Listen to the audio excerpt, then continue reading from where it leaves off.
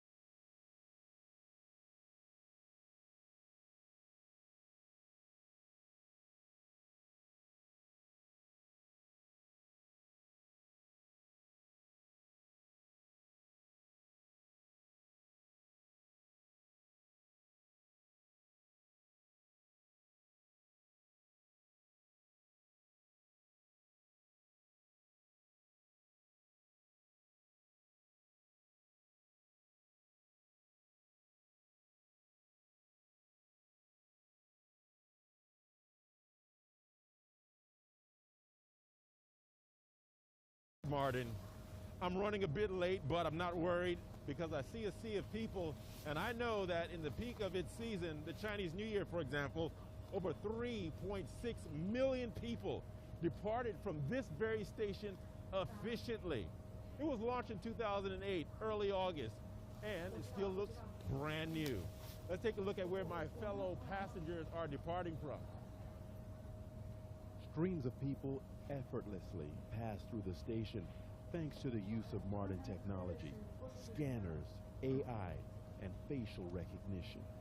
I gotta get to Shanghai, 1,300 kilometers away, but I'll be fine. 350 kilometers at its maximum speed. I get to Shanghai in just 4.5 hours. Now, I've never been on a spaceship, and I've never been teleported before, but this has got to be the closest thing. This bad boy takes you straight to the city center. So why do people in China prefer traveling by high-speed rail? 首先是安全性是最重要的，我们认为它的安全性要比飞机要好很多。还有一个就是便捷性，因为如果说假设你要坐飞机，那么你可能会考虑从家到飞机会不会堵车。我们国家的高铁，第一比较安全，第二比较快捷。第三，比较方便；第四，比较舒适。Staring out the windows is like having courtside seats to visuals of China that a camera just cannot do justice to. Inside the cabin, I see complex technological features made simple. And there's an overwhelming sense of comfortability that jumps right at you. In the seating arrangements, for instance, built for relaxation, even for a 6'2" guy such as myself. It's comfortable, it's spacious, and it's neat. Speaking of comfort, it's a smooth ride all the way, even as the train exceeds 300 kilometers per hour. Well, there you have it. Dependable and reliable. 4.5 hours later, we arrive in Shanghai from Beijing. This is just one line in a national speed network that has brought greater prosperity and mobility for the public. As they say in China, Zhaijiang. Richard Ta, CGTN, Shanghai. That's very interesting. I got to ask you, did I get the pronunciation of Zhaijiang right? Yes. Did I get it right? We should do ni hao first. That's hello, because we just started the session ni hao. Let's do ni hao, right? Ni hao, yeah. ni hao. Hey, Xinchen, I saw you taking some notes. Yeah, absolutely. So first, The ship behind me provides devices for offshore platforms. I want to first the coin.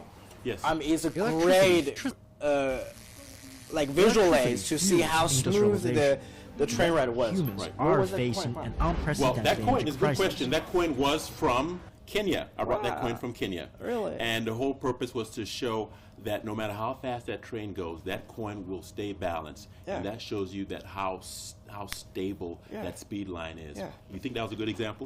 Definitely. It's very clever. It's very creative, and I want to clarify a little bit more. It's about like the Beijing, Shanghai, the distance, because a lot of our global viewers may know the two cities, but they are over 1,200 kilometers away, but only in 3.5 hours. About 4.5 hours. 4.5 hours, and so the train will travel at a top speed over 340. About 350 kilometers per hour at max speed. And you've talked to 2 passengers, and they said in Chinese, but they mentioned it's safer, it's quicker, and it's more comfortable. And for the quickness, I want to compare it with flying by air. By spacecraft, like Rachel mentioned that, right? Well, perhaps, have you been on a spacecraft? I haven't, but I mean, if I ever was on a spacecraft, I really love it'll your feel like setup. that. They're very interesting. Yeah, absolutely. And it's for the check-in process. How do you feel about it?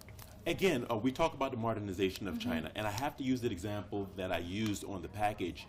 During your Chinese New Year, the peak of your career, Yes. of the population in that station, 3.6 million people go through that rush, station yes. Effortlessly. So with the use of AI scanners, all the scanners there, everything just went smoothly. The Yeah. technology allowed people to move in and out efficiently as if there was no problem whatsoever. Yeah, I think technology really plays an important part because that's the largest mobilization on the planet, the Spring Festival travel. Travel rush, And yeah. I know that but before jumping to that topic, infrastructure is a very key topic, and it really helps us for the Chinese modernization because it promotes the technological innovation and also the green development.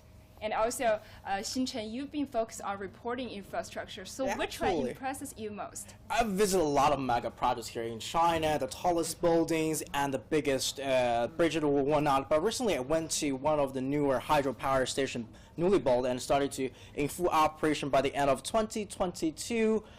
And right here, let's have a look at that. And I think it's very important to look at hydropower, how it kind of tackles with expanding city, building more cities, but without hurting it. Right. Let's now take a look. Electricity fuels industrialization, yet humans are facing an unprecedented energy crisis. Ensuring energy generation is green and sustainable has become crucial as countries modernize. In China, water is becoming one of the answers to the question of clean and modern energy. Thanks to Mother Nature, water plus gravity helps generate electricity with zero carbon emission.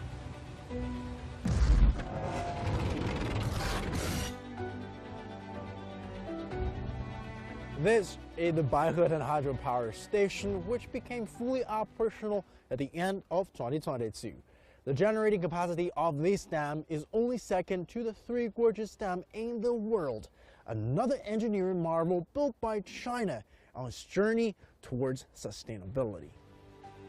The Baihetan Dam is a double curvature arch dam with a maximum height of 289 meters and a maximum bottom width of 72 meters. The power generating units are hidden inside the rocks on both sides of the valley. I had to pay a visit inside.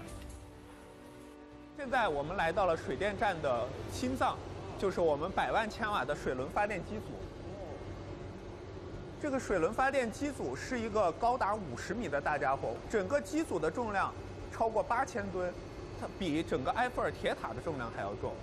但是你别看它是这样一个庞然大物，实际上它是我们整个电站中，或者说整个水电行业装备制造中的最核心、最精密的设备。整个我们这底下的水轮机和上面的发电机，它的主轴、它的同轴度的偏差不到0.015毫米，比一根头发丝还细。 This is far more precise compared to the global standardized tolerance of 0.3 millimeters. Water moves the turbine linking the generator, transforming the movement into electricity. The power generating unit in Baihetan, developed and engineered in China, has the world's largest capacity per unit. And there are 16 of these units that can generate enough power over the course of a year for 75 million people. Thanks to China's ultra-high voltage grid, the clean electricity from Baihetan can reach Shanghai over 2,000 kilometers away, fast and easy. 特高压的话，它是为远距离、大规模的输送创造了条件。这个也是我们中国现代化也不同于西方现代化的一条道路。其中一个非常重要的方面是走这个人与自然和谐共生的这样一个现代化的道路。 The transition to green energy fuels China's path to modernity. The country believes a march into modernity needs harmonious development between man and nature. China's leadership has shown its determination to protect the environment while maintaining fast growth. And the country is working to meet its goal of becoming carbon neutral by 2060. Progress is being made. Data suggests that China contributed 40% of global carbon emission reduction in 2022.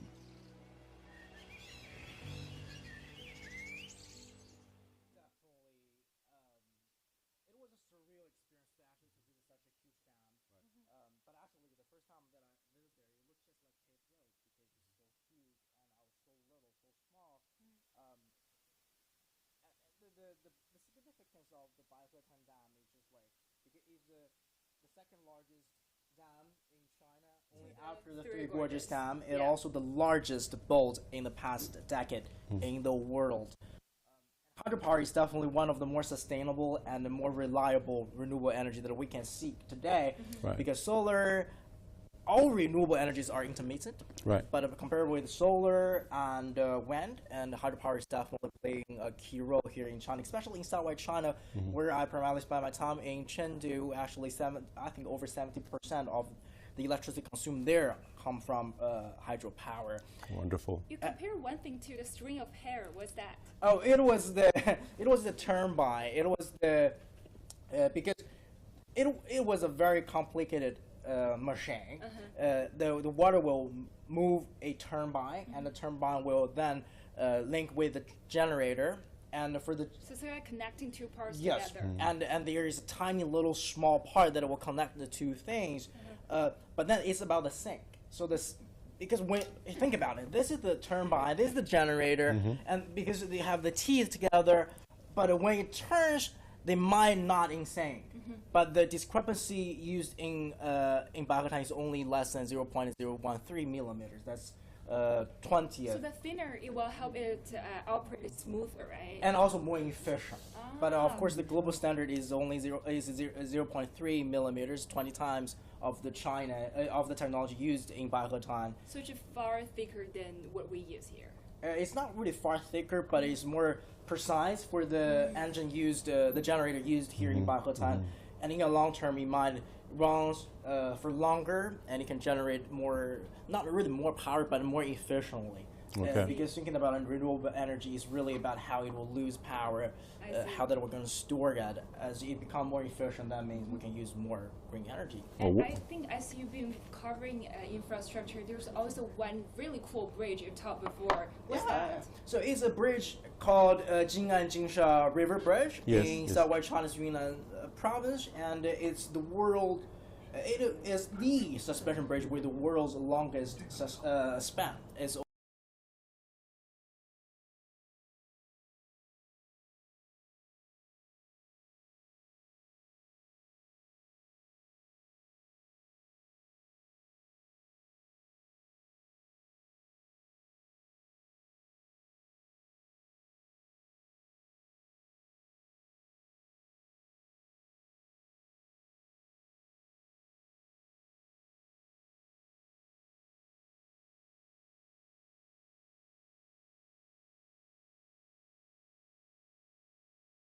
Maputo Katembe Bridge. It's the longest bridge on the continent as well, and lots of funds were invested into it, built by China as well. So it's under the BRI, it's part of the Belt and Road Initiative, absolutely. And that took 4 years to complete, started in 2014, ended in 2018.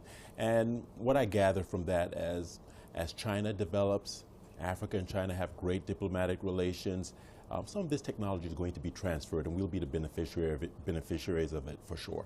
I see. So also the Mombasa-Nairobi bridge, that's the highway, right? The SGR, the standard gauge rail. Yeah, because many of those are built by the China Communications construction company that you've been visited, and they are actually the largest bridge and the port designer and construction company in the world. So earlier I talked to the deputy manager of the company. He told me that they really care about how it can coexist with the nature of the local condition. For example, when they build bridge, they leave the place for giraffes, and they're trying to really preserving the natural environment. Absolutely, actually, because last year I did a documentary about this very highway. I didn't visit Africa, but we got our footage, and we actually hired a Polish director to help us to get footage from Kenya. And when the train runs, there's giraffes or there's other safari animals, right? There is a beautiful scene. And speaking of that standard gauge railway, our story was based on a single parent mom, and from Mombasa, but worked in Mombasa and worked in Nairobi. And then the train definitely saved her a lot of time to visit, her child back home. Right. Not exactly a speed railway, but it performs just the same. It allows greater mobility, socioeconomic development. That's the kind of technology we desire on the continent. Railways, roads, that type of infrastructure and massive investment is greatly welcomed and needed. Yes. So this year marks the 10th anniversary of the initiative, and definitely there will be more projects, and we have more reporting activities of this huge initiative. And also when I talked to the manager, he also said on the train that there's a women driver. So that's very rarely seen in other countries. But when they build a project, they especially hire women driver to actually promote sort of the gender equality there. So it's not only about the project or the infrastructure itself, but it's actually to promoting the local employment and also a lot of social development. Absolutely. Yeah, I think that's very important. Is like how what I see the China-led globalization is how to kind of co-develop with the local beneficiaries right now, because during the 2 sessions, one of the most important political seasons here in China, and actually opening up and cooperation has been brought up many times during the 2 sessions, even though it's about domestic politics, but still China has this eye for opening up. And speaking of Belt and Road, right now over around 150 countries around the world and over 30 international organizations have signed co-op or agreements with China to really further boost the Belt and Road initiative, and hopefully that we're going to see more technologies transferred to Africa. Yes. But it's not just about transferring the technology, but also help to build the local economy and provide better livelihoods for the local people. Yes, that's very insightful. And we talked about high speed and also the hydropower before. Technology has been a very important term. And actually Chinese modernization emphasis on the high quality development, which features the great reliance in science and technology. So that would be very key focus for China in a long term development. And Richard, I saw your story on the robots. Right. So how's that one? Like, do you want to show us the package first? Yeah, let's look at the package. Of course. So take a look.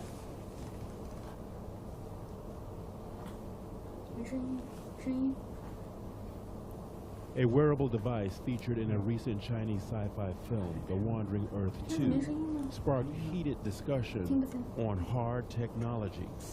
The exoskeleton suits developed by Chinese company ULS Robotics have already been put into real-life use. It's mainly used for like minor construction site and airport luggage transportation.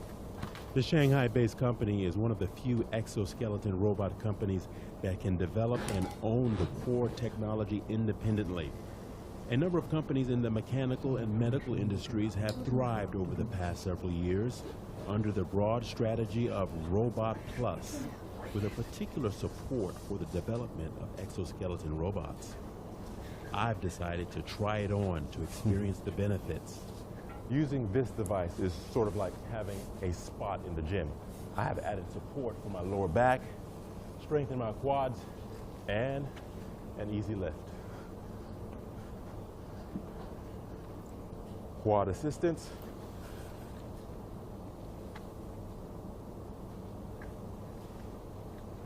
Did the robot there.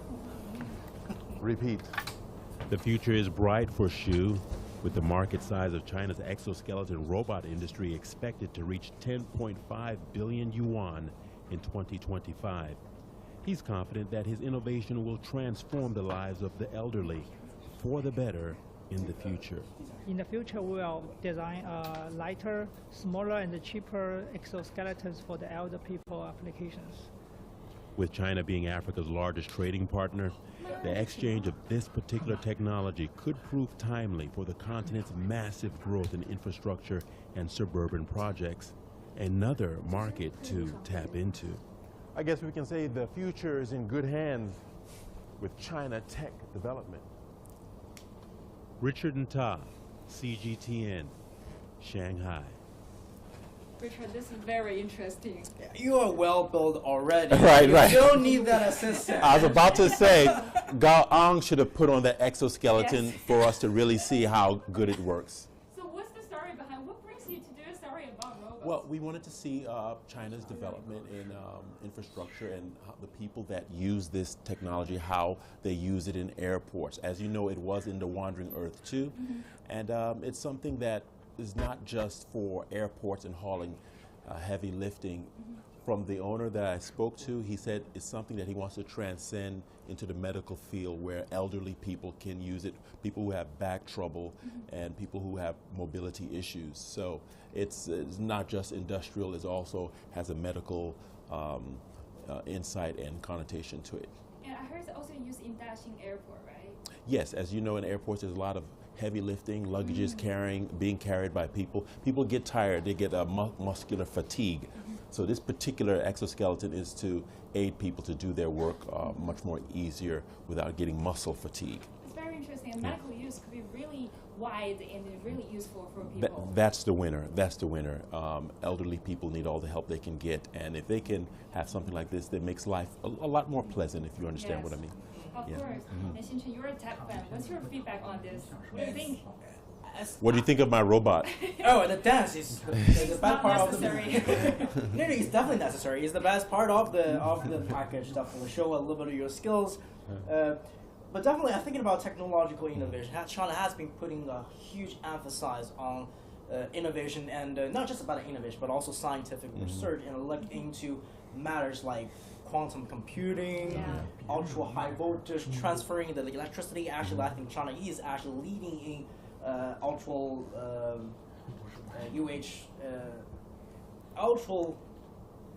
high voltage transferring of electricity. Okay, that's a tongue twister for the name. Sounds very professional. Yeah, and also for the energy, still China, the world's industrialization and civilization rely on energy. We use a lot of electricity. We use electricity part of these cameras and these lights, but also it's about other scientific research anyway. So I did my mega series. Previously, I visited a laboratory. It's 200 meters deep inside of a mountain. It's underground. Underground. You're gonna find out if you went there. I went there. Underground. Did your insurance cover that? It's a save. It's a save assignment. Okay. I don't have to take the whole out by myself. So how did you get there? Drive. I mean, like Android. I drove myself. You're going to learn why it's the world's deepest underground laboratory. But it's a fairly long story, but we're going to share a part of that, and let's probably have a look.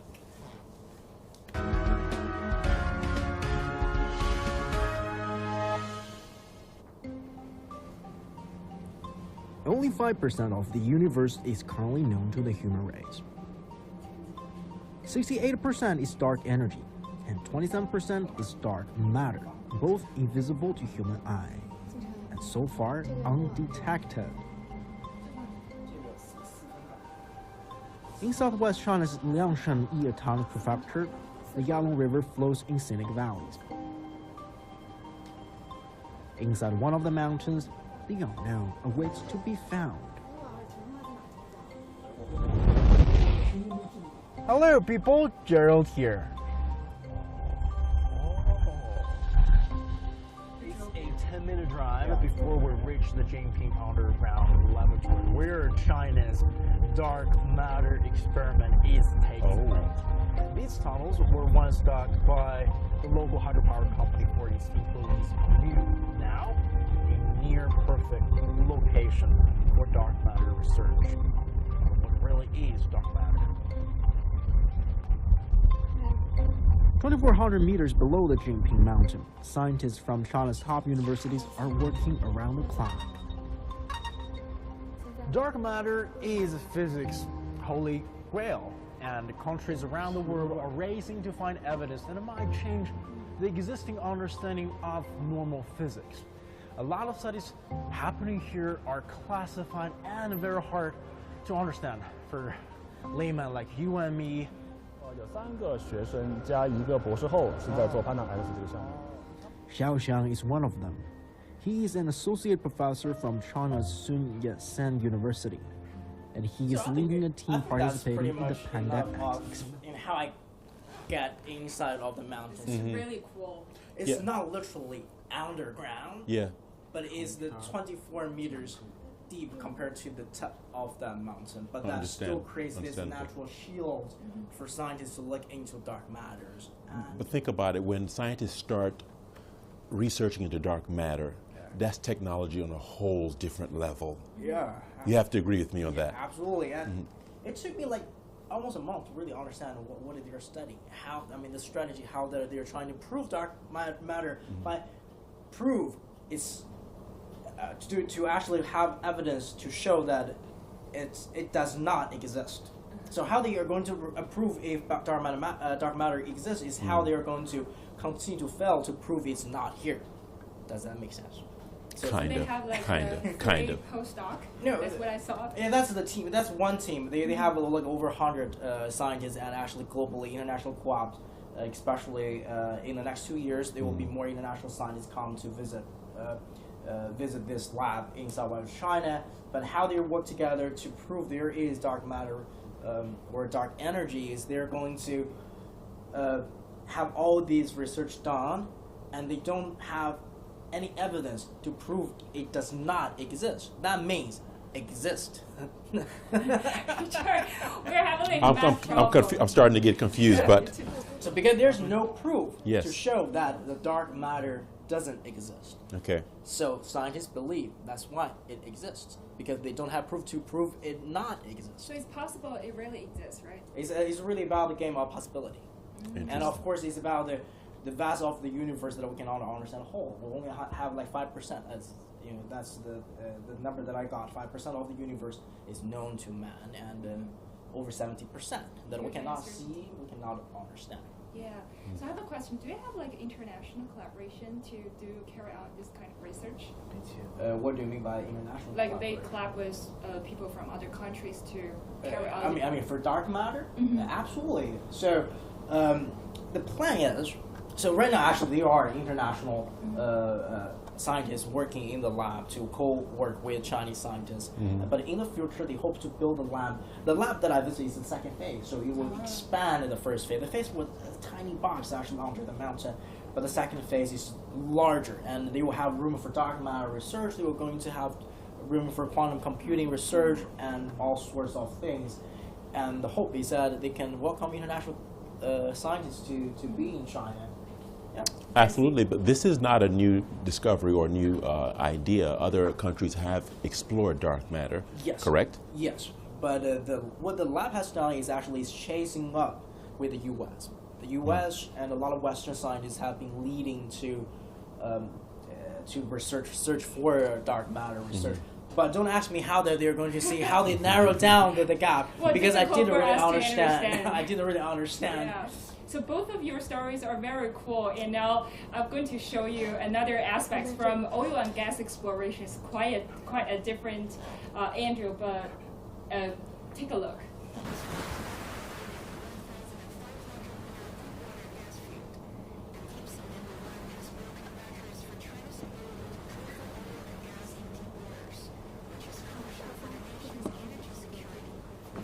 The ship behind me provides devices for offshore platforms.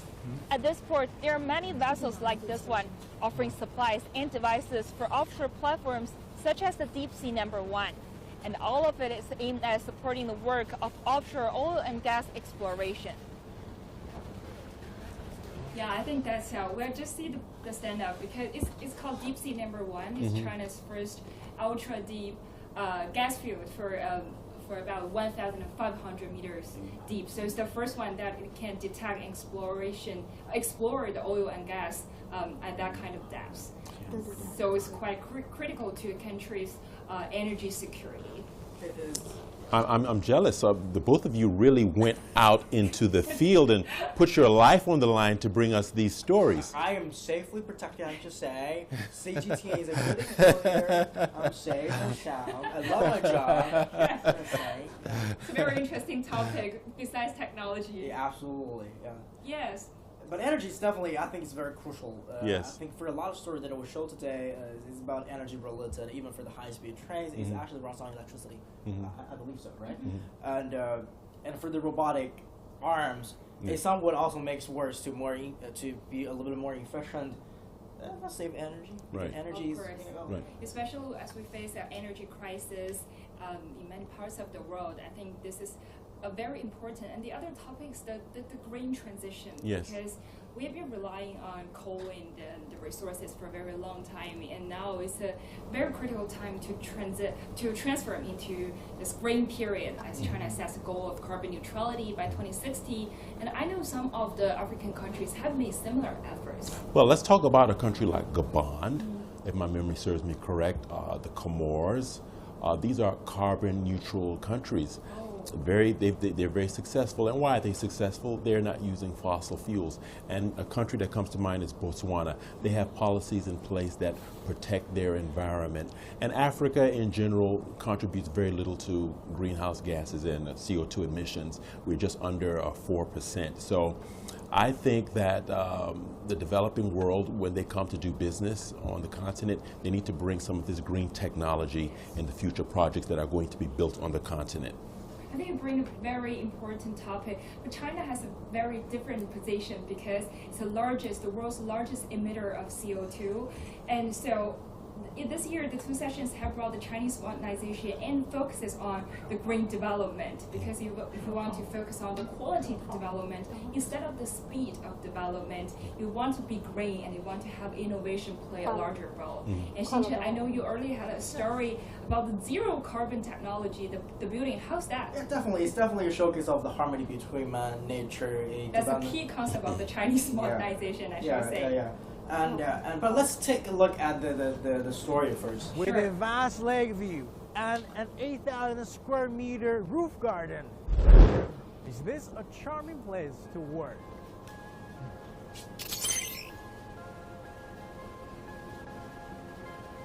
Hello people, Gerald here.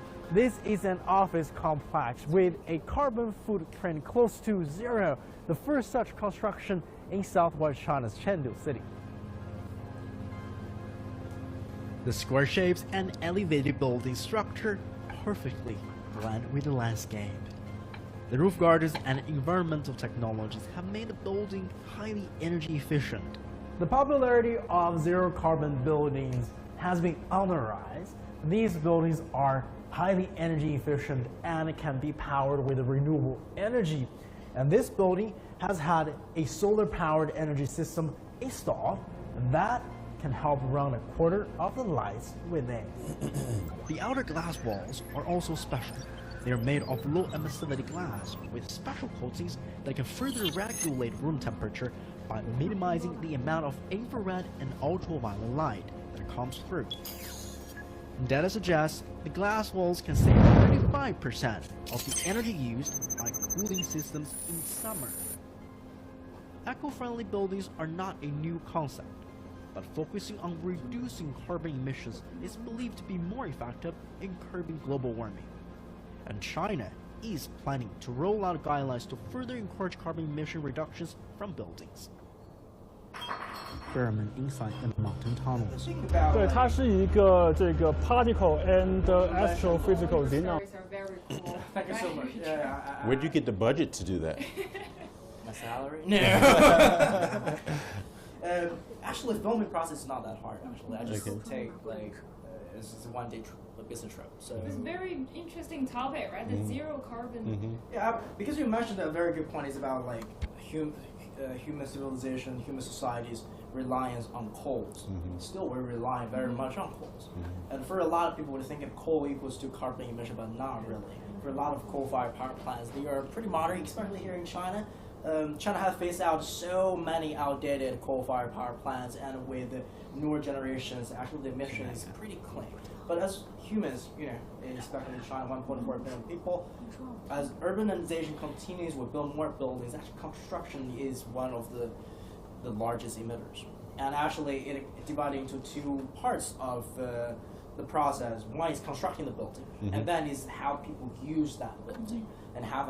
Constructing is still pretty producing, and there will be other technology to tackle with that.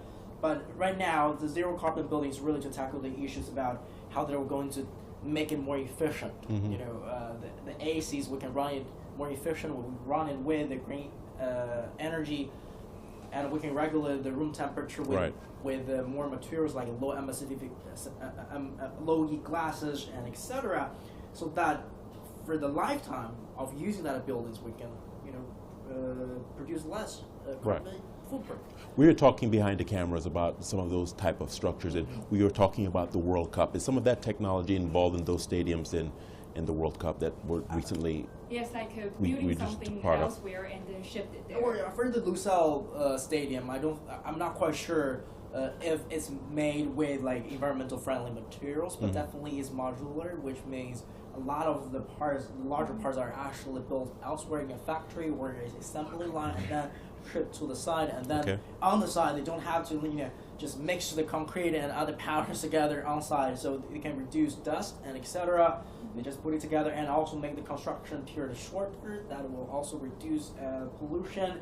But for a lot of stadiums here in China, they are starting to use a little bit more environmental friendly materials to replace like glass or etc. They use a lot of fibers so that they can help to reduce the sunlight, sun exposures. They can regulate the stadium, etc. That's correct. That's quite a way. So you just mentioned there are two parts of building. It's a building and then how people use it. So which one like emits more CO2? The things like it's a math problem. It's a mathematical ways how people process it. Zero carbon, the building you have into better helps the latter part, right? Like For the zero carbon building means like for how we use it, we can reduce the carbon emission from it. But for the construction side, there are other technologies to tackle with that. Experts that I spoke with, they still strongly believe that the construction side is still taking a heavy toll on the environment, but there are different opinions about, because if we think about construction, should we include that there will be steel is manufactured, but it would consider there will be a lot of steel skeletons in the building. The factory to upgrade the material, or the factory pollutions, should we consider it as a part of construction or not? If we consider that part for the raw material, production of raw material, definitely constructing part is more polluting. But then some people believe we only should consider when the materials arrive on site and we start to build it. Yes, they try to use another way to replace this. So that's very insightful. And then, as you mentioned, the green development, the infrastructure, and technology have been also key topics for the government work report, which is a very important part of this year's 2 sessions. What's your observation? Well, the things like it was released at the first day of the 2 sessions, and so every year for the 2 sessions, I will keep my eyes really on the government work report. Which one impresses you most for this year's report? I think every year people will look at the GDP growth target. 5%. Yeah, 5%. It's people would consider is modest. It's very achievable compared with last year, only 3%. Of course. But if we look back through the past 10 years, of course, it's not as strong as, for example, 7.4 in 2014 or 6.7 in 2018. But the 5% is very achievable. I think it's still a lot faster than the global prospects by IMF or World Bank. Yes, IMF said 5.2% for this year's GDP growth target and World Bank, they all have very high evaluation for China. Yeah, yes, absolutely. 5.2. And for the global, it's definitely, for the world economy, it's definitely not as high as yeah, 3. But for China, because we have very open and people think that boosting domestic consumption can be a really main driver for this year's GDP growth target. But we do face some challenges, I think. For example, the demand for export goes down as the U.S. and other major economies hike interest. So their consumption ability have declined. But still, for China, it's very complex. But domestic consumption is definitely very important. Absolutely, because if you look at CPI number, the consumer price index number in February is only 1%. What does it mean? Suggesting, for a lot of, the estimate is like 2% or around 2%.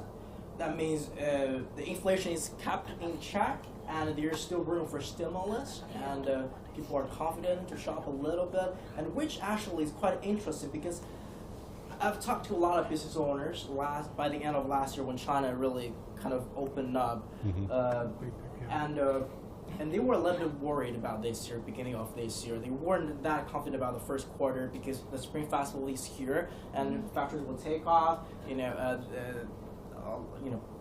But they're better now, right? Because they were bloomed by the rebounds in the first quarter very fast, and in Chengdu is famous for hot pots and pandas. You have to visit. and hot pot restaurants were packed, literally were packed. And I was so happy when I visited the downtown area that I cannot find a parking lot. Of course.